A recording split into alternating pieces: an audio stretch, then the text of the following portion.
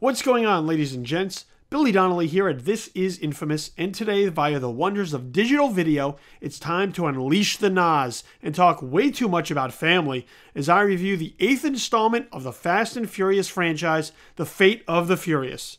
And make sure you spell fate with the number 8 in there too, because that's clever, right? Right?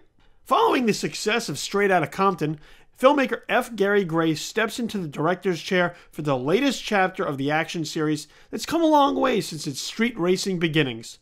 Oh, there are car chases aplenty this time around for sure, so don't think Fate of the Furious forgot its roots. But add in a prison riot, a baby-centric shootout, yep, I said a baby, and even a submarine chase, and you get arguably the most ridiculous film Fast and Furious has seen since they shifted gears literally and figuratively with Fast 5. And that's not necessarily for the better. In Fate, Vin Diesel's Dominic Toretto, an outlaw with a soft spot for his friends and family, goes rogue. He turns his back on his brothers in arms and his lady when he's extorted into working for the cyber-terrorist Cypher, played by Charlize Theron.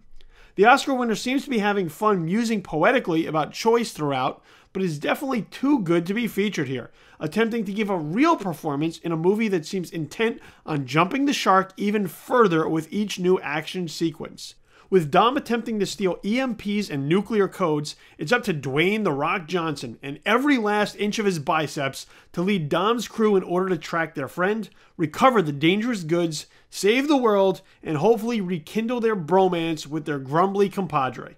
Oh, and since they're down a man, Jason Statham returns in a Suicide Squad type situation, getting out of prison to help his former foes complete the mission for, well, not really sure how this nonsensical arrangement works, but anything that gives me more Statham in my action flick, logic be damned, is good enough for me.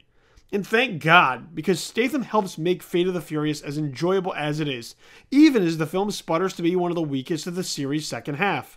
If there's one thing Statham is, it's exciting to watch. And there's no shortage of that magnetism every time he's called upon to kick some ass, deadpan a one-liner, or take out an entire plane of bad guys with a baby in tow. Seriously, that scene steals the entire movie. Johnson also heavily relies on the charisma that makes just about any movie showcasing The Rock these days at least watchable. When he's on screen, Fate of the Furious seems to come alive much more than when we're doing the same thing we did 3 movies ago with Ludacris or Tyrese. Quite simply, the new parts of the family freshen up the franchise, while the more familiar lead to it running on fumes. There are a couple of action sequences that stand out and will most likely stick with you, including a setup with self-driving cars, and, well, I cannot say enough great things about the thing with the baby. However, Fate of the Furious, while fun in spurts, is just not as good as the most recent films in the series. Dom's heel turn is nowhere near as interesting as it probably sounded on paper. The new dynamic of the team is lacking in cohesiveness, with a few individual parts working better on their own than together as a unit. Poor Kurt Russell is just around for exposition. Helen Mirren shows up because, hell, why not get Helen Mirren if you can? The Fate of the Furious goes for broke, but only ends up breaking down.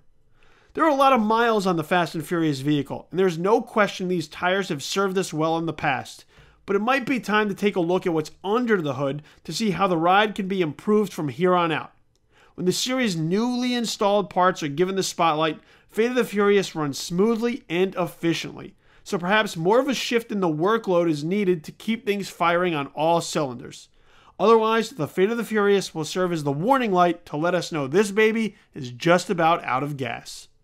Be sure to like this video down below. Feel free to join in the discussion by leaving your own comments and subscribe to the This Is Infamous YouTube channel as a whole so you can be notified of all new video reviews, interviews, and podcasts that may come your way. That way, you never miss a bit of content from us. Until next time, I'm Billy Donnelly for This Is Infamous.